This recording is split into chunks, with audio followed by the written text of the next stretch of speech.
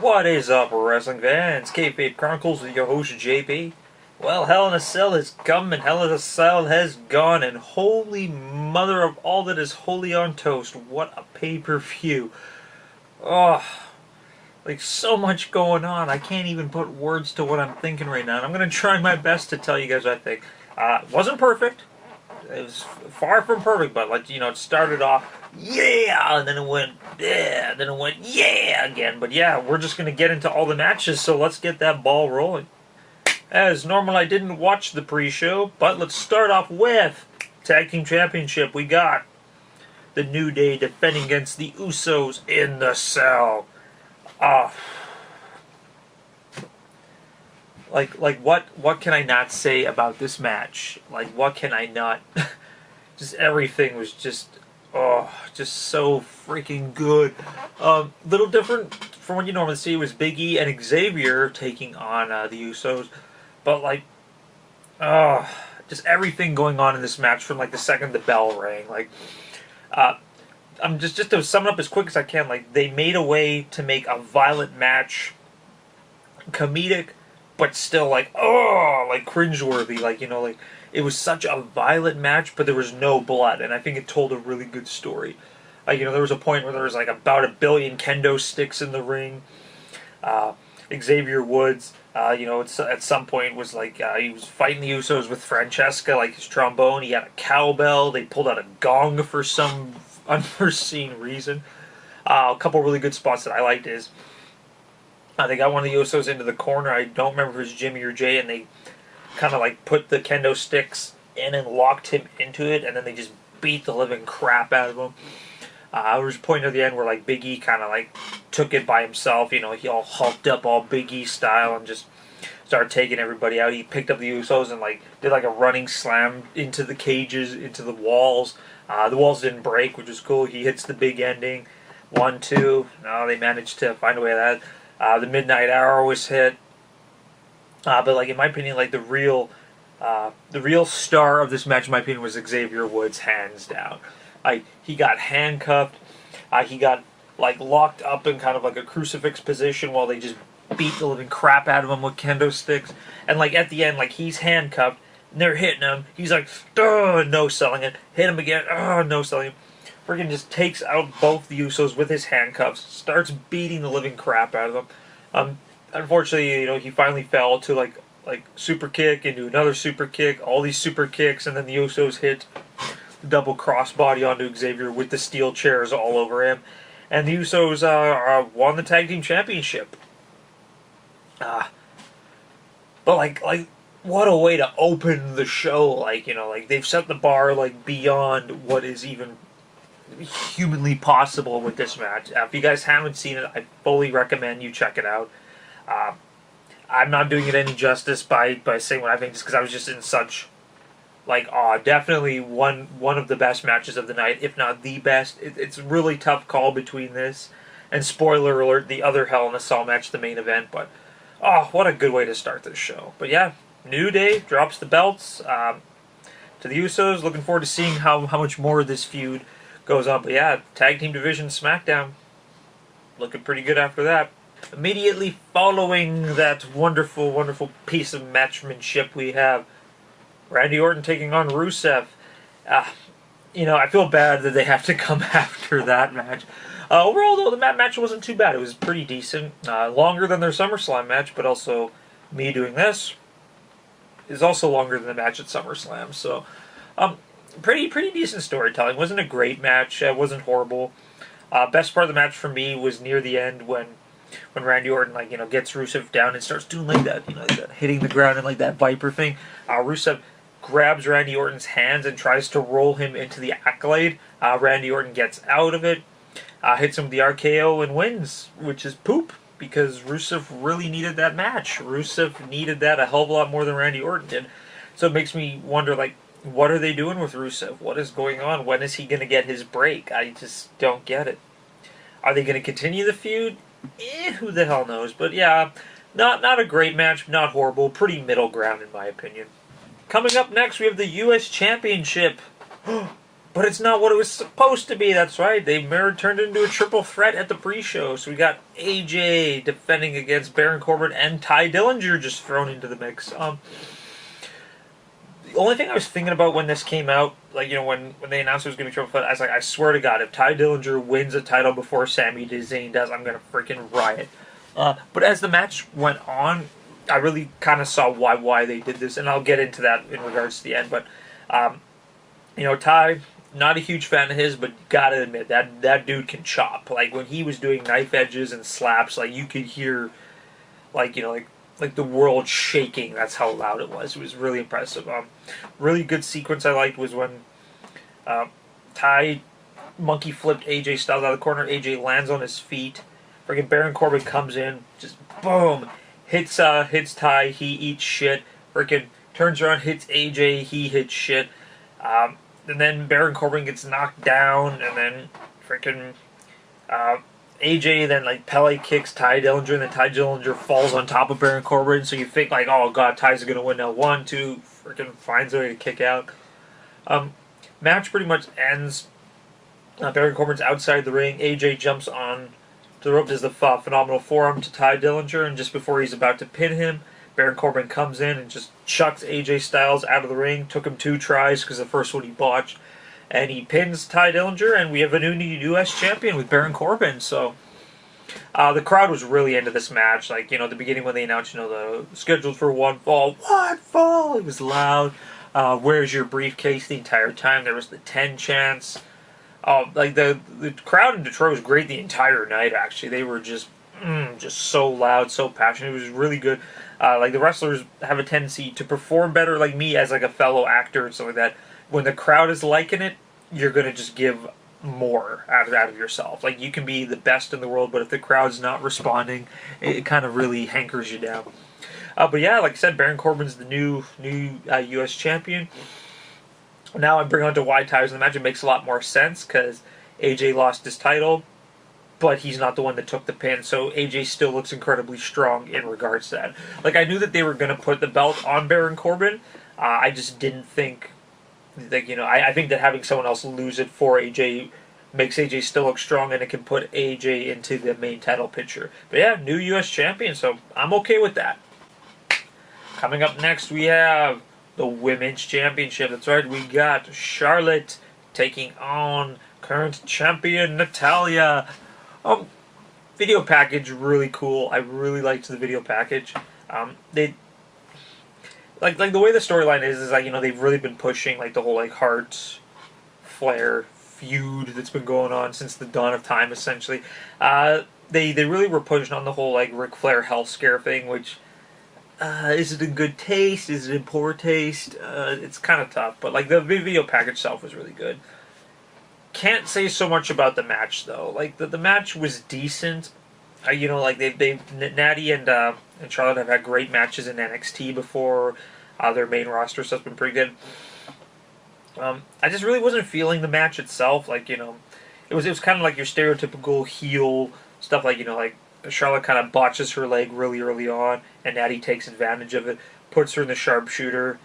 Charlotte finds a way to get out. Charlotte does the moonsault outside the ring, lands on her leg funny, crumples it again, so then Natalya out of frustration grabs the steel chair and just starts beating the living crap out of Charlotte. So Charlotte wins by DQ, but Natalya keeps the belt. I think the match was too short, I guess, for my opinion. I think I only clocked it in at about 4 to 5 minutes. Like, if you're really trying to push Natalya as the heel champ, like you can do it, but I don't think the pacing was right. I don't think that the storyline was right there. Overall, like, I know that they're both way more capable of this, of like better matches, and then sadly this wasn't really good by either of their standards. Coming up next, we have the World Championship match. We have Shinsuke Nakamura taking on Jinder Mahal. You know, in the match that I really haven't cared about. I really haven't cared about the build. Really, the only thing that I've just been really paying attention is that, you know, oh, Shinsuke is going to win, so he can have the belt, so AJ can fight him at WrestleMania kind of aspect. Same with the rest of the wrestling community. The match itself, it's just something about it. Like Jinder's good, Shinsuke's good, but like they're not clicking. Like they're not. There's something not right. It's their styles just clash with each other, and it just doesn't. It doesn't look good, I guess, is what I'm trying to say. You know, it was a pretty basic match. You know, each guy kind of has their stuff going on there. Singh brothers eventually, you know, interfere too many times and they get kicked out by the ref. Referee comes back in after the Kinshasa 1-2.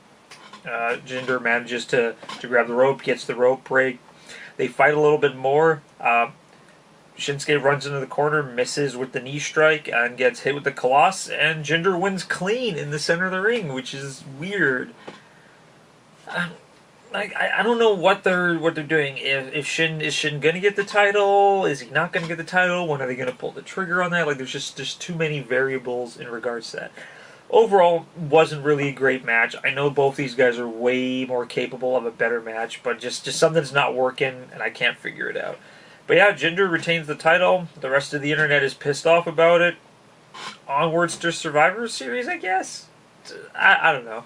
A lot of people saying, "Oh, you know, Shinsuke's buried now." I don't see it. Shinsuke's still great to watch if they let him do what he's capable of doing. Like New Japan Shinsuke, awesome. WWE Shinsuke, watered down. Vince, let Shinsuke do what he can do. Don't be scared. He's okay. So what if he dropped John Cena on his head? It's okay. He's got this. Immediately following that, we have what we would assume to be the final match of the night, but no, we got Dolph Ziggler taking on Bobby Roode in the match that everyone kind of forgot about, including myself. Bobby Roode comes out, audience eats him up, eats up the glorious chant. Dolph Ziggler comes out, no music, no lights, no flashy entrance, which is his new gimmick. You know, he's all wrestling, no showmanship. Overall match was as you predicted, you know, pretty basic between the two. I wasn't really in awe about it. Skip right to the end.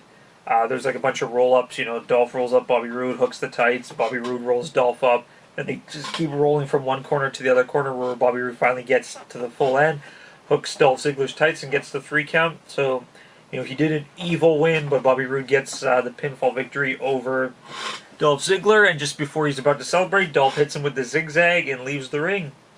So obviously they're going to continue this feud. Like they're both great performers, but just the match itself was kind of meh, you know, whatever. I didn't really see the whole thing. I don't like Bobby Roode as a face. It doesn't work. The cocky, glorious heel just doesn't work. I'm not even going to do the sound effect because it just didn't work for me. I will not do it until Bobby becomes a heel again. There we go. I'm lying. Glorious! And closing off the show, we have main event, Kevin Owens taking on Shane in the cell. Once again, video package. Seriously, I want to hire like the WWE video editing team to just make like a 2-minute video of my day, and it'd probably be like the coolest thing ever. Overall, no, I'm kidding. It was freaking awesome. It was so damn good. It was exactly what you expected. Like, great battles inside the ring. They're just getting each other. Shane does the shooting star press again and misses. Shane, one day you'll hit it. So much action going on. Like, both guys were just utilizing the crap out of the cage. At one point, you know it's going to go outside, but of course it can't because the gate's locked. Shane's like, open up the gate, open up the door. No, Shane, we don't have the keys. How do you not have the keys? Like, you're just going to lock him in and be like, all right, have fun, and then leave? So Shane, ironically, goes to the one corner of the ring where the bolt cutters are happily located. Like, I was joking yesterday, like, I wish I could find my keys every morning as quick as he found those bolt cutters. Yeah, cuts the door open. Opens. They go out and they start battling outside the ring. Kevin Owens manages to knock the shit out of Shane McMahon, gets him on the table. Kevin Owens climbs up to the top of the cage, and he's standing there looking down. He's like, all right, I'm going to do it. I'm going to splash you. And, like, he just has, like, a moment of like, revelation or panic, and he's like, I can't do it. I'm not ready. You know, what if he moves kind of thing. Really good character work by Kevin Owens because, like, you know, he's being, like, an overconfident heel, and then you see, like, oh, there is kind of a slight moment of weakness there. Shane manages to climb up to the top of the cage, and they fought, which felt like an eternity up on that cage. Like, they were hitting each other and everything, and every single time they did a move, you're like, is it going to cave in? Like, is the top of the cage going to fall, and they're both going to fall to their deaths? Like, he did the power bomb, clothesline, suplexes, like, everything possibly known to man. Like, they must have, like, welded the top of the cage with titanium or something, because they don't want what happened to Mick Foley to ever happen again. But, like, every single time they did it, like, the crowd was, like super cringe fest. They finally fight a little bit more. They start climbing down. Shane gets about halfway down Kevin Owens, and he launches Kevin Owens onto one of the tables. Kevin Owens goes through the table. Shane climbs down, picks Kevin Owens up, puts him on another one of the announce tables, climbs at the top of the cage, and typical Shane McMahon freaking does the leap of faith, jumps off like he owns the place. And for some weird reason, Kevin Owens got out of the way. Like, he was knocked out on the table, and he manages to get out of the way. Initially, because you didn't see what happened from the wide angle. Of course, Shane falls through the table. And when they cut to the replay, you saw Sami Zayn had actually made his way down to ringside and pulled Kevin Owens off of the table just before Shane McMahon hit. So we got knocked out Kevin Owens on the ground, knocked out Shane McMahon. Sami Zayn picks up Kevin Owens, throws him on top of Shane McMahon, and demands to the referee to count the 3 count. And yeah, Kevin Owens beat Shane McMahon with the help of Sami. Like I said in my predictions video, I was predicting a Sami heel turn.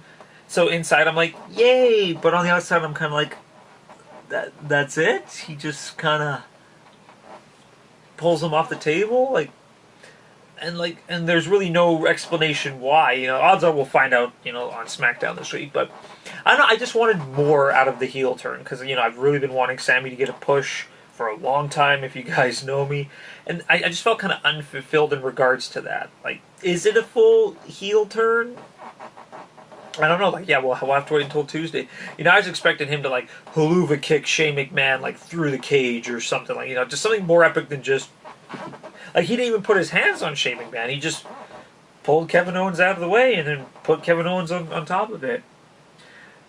Oh well. Well, it doesn't matter. If this results in Sami getting a push, I'm all for it.